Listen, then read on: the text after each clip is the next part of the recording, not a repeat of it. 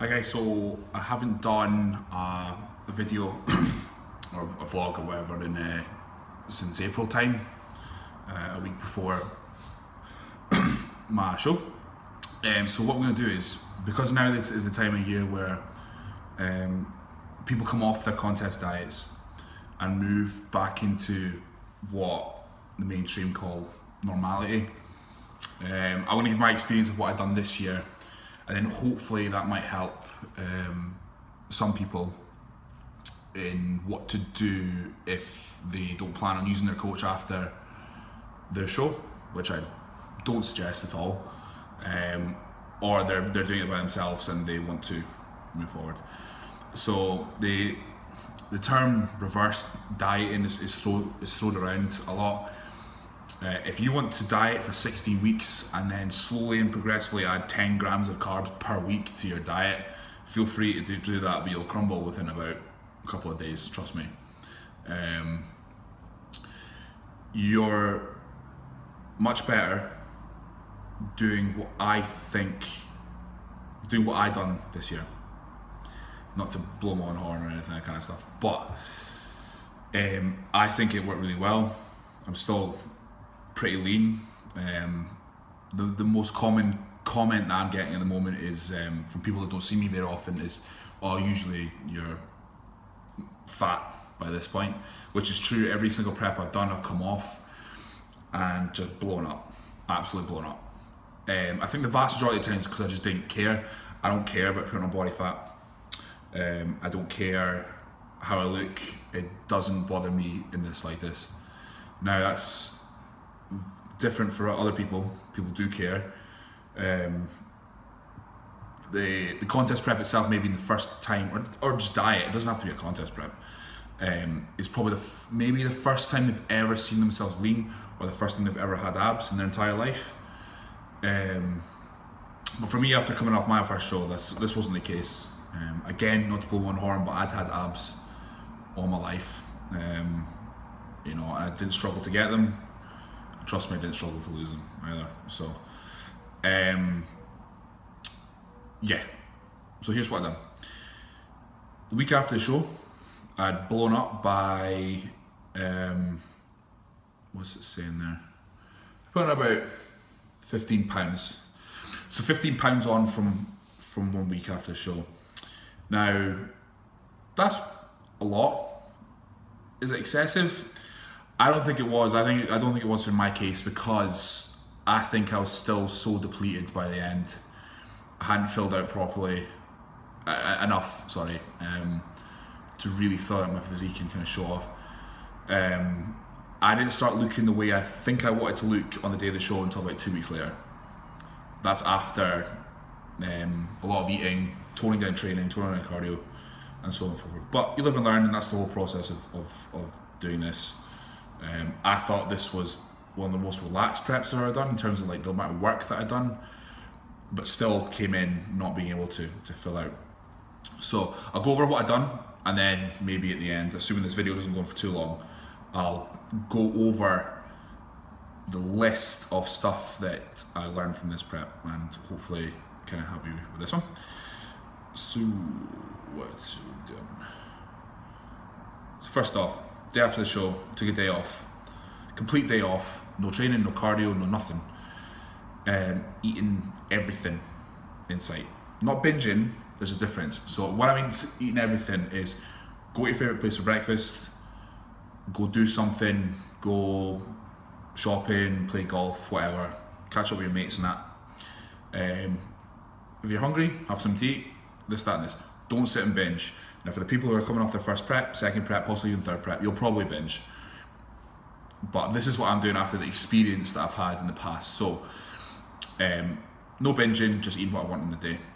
From there, I went back on to the diet that I was on at a week out from the Scottish shows. So it's about 350 protein, 400 carbs and 130 fat. From there, and then I cheated on, or off-plan meal on a Wednesday and a Saturday. I tried to keep it to that. If I did have anything during the week, it'd just be wee things. It wouldn't be gigantic meals, it wouldn't be huge binges, it wouldn't be anything like that. Trust me, this rebound I did not binge once. Not once. Binging is the most critical aspect to gaining body fat insanely quickly, especially if you're a female coming off a diet. If you binge, you will end up in a worse place than you started very, very, very, very quickly. And men, just the same, almost the same. So, went back on my diet, kept 2 cheat meals in. I also kept cardio in, but I wasn't using a Stairmaster, I was using just the bike. The Stairmaster for me, being on the heavier side, kills me. So I just done the most piss take cardio session you can possibly think of on a bike, just sitting, miranding away, answering emails, answering WhatsApps on the bike. So it's 4 20-minute sessions and then 1 30-minute session on my rest day. Progressively, each month, I've got written here, I took off 2 sessions, and then now I'm on nothing, no cardio at all. Just walking to work, walking to the shop, walking wherever, as well. In terms of training, I went back to a 2-on 1-off. I was doing 4-on 1-off during the prep, the end of the prep. Just to give myself a bit more rest, allow myself to fill out a wee bit more, not to be so mentally engaged in training all of the time. So 2-on 1-off. I'm now on 3-on 1-off, 2-on 1-off. Yeah, so that's what I'm doing just now, but that doesn't matter because we're talking about what we did before. So I decreased the amount of sessions I done per week after about a month after the show. Training wise, and then drug wise, this is what everyone wants to hear probably. I've never tapered before off gear. A lot of people will say you don't need to taper. After going through this, I think I disagree with that. Obviously, if you're on nothing, like very small amounts, this is obviously if you're an untested athlete, or you've been using any kind of fat burners or anabolics during the diet. If you're on a really small amount, you probably don't need to taper. But I basically, each week after the show, halved my dose of everything until everything was at kind of trace value. So half test, half tren, half mastron, half growth, half the Rimidex, literally half everything, half the Clen, half Proviron. And I did that every week until 4 weeks after the show. 4 weeks after the show, everything was out. I found this method to be a lot better in one, controlling fat gain after the show. Obviously, the primary aspect of that is binging, but that also helped as well in terms of probably the Clen. It was probably the Clen that kind of was a mild diuretic to help keep water off from any kind of food that I did eat, and anabolics, keeping my metabolic rate just that little bit higher that I thought I could make me allowed to get away with certain things. And then on the 5th week after the show, I started a PCT, HCG at 1000 IU every other day, Nova for 40 milligram every day, and Clomid 100 milligram every day. Done that for 4 weeks. My FSH and my LH came back above average, but my test was still low. So the PCT had worked in terms of the certain hormone pathways that needed to turn on, testosterone again, but I didn't think I was quite at the stage yet where my test was coming back. So I think if I'd done my bloods a little bit later, I think my test would have been in a better range. It would still been low probably, but in a better range. So yeah, that's what I did. I tapered, and I will do that with most clients who are running similar levels to me as well, or higher amounts as well. Tapering just seems, it didn't bring a crash. It helped with the rebound afterwards, where the food that I was eating that was higher and denser in calories was more efficiently used in the rebound to kind of get my strength back. Build muscle tissue, I don't buy into that. Obviously, when you're that depleted, your body will be shuttling protein, carbs, and fats into the desired places, muscle being one of them.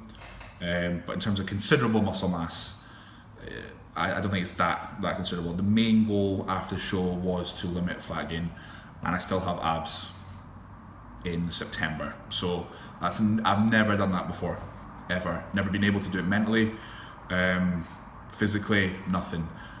People who know me personally will know I just become a fat shit. Usually training goes out the window. I don't train. I don't do cardio. I come off everything instantly. I drink and binge a lot. But I'm growing old now, and I've done this too many times to go through that shit again. So this time it was done a lot more efficiently, and I think I've massively benefited from it now. Being in the off season and now looking to put on muscle towards the end of the year, I think my body's in a far more efficient position to go on and build muscle. So yeah, that's why I'm post show. So I hope you're all taking notes. This information's free, and I've learned a lot from the post show rebound. So message to people who have coaches: stay on with your coach post show, or again, just kind of go off the baseline of what I did. Reduce your training, reduce your cardio, reduce your gear, drugs, whatever you're using, slowly, like day by day, week by week, just depends on the body, and don't binge. I know that is the easiest blanket statement to say, but have a cheat meal every day, maybe something small, but don't binge. Trust me, that's the first way of going way back and really fucking things up if you want to then go and build muscle later. Trust me on that one. Trust me. So I said I'd go over kind of what I learned from that prep. Video's gone on for 12 minutes now, but I'm sure you'll all be fine. Listen to me. So, my review. Dropped weight far too quickly and didn't compensate for it. Yeah, dropped weight far too quickly, didn't compensate for it. So some days I'd wake up, I'd be 8 pounds down, and I wouldn't do anything until the weekend. This might be a Tuesday. Leaving it that long, progressively over time, each time, I felt led to me being overly depleted at the end and not being able to fill out properly. My climb up to 120, that's actually the lowest amount of climb I've ever done. I still feel that was too high, because post-show, the best I looked in terms of fullness, dryness, and that sort of thing, and body fat, was when it was at 40. I was still able to fill out. So obviously the climb for me at that high a dose interferes with the way that my body absorbs carbs. I think that's what that is. Looking back and considering previous preps, looking back at notes, when it goes above a certain amount, I can't fill out no matter how many carbs I'm eating. And people who were watching my prep saw how much carbs I was eating.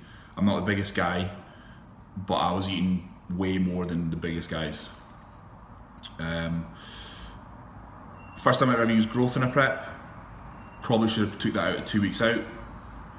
I used test E all the way through.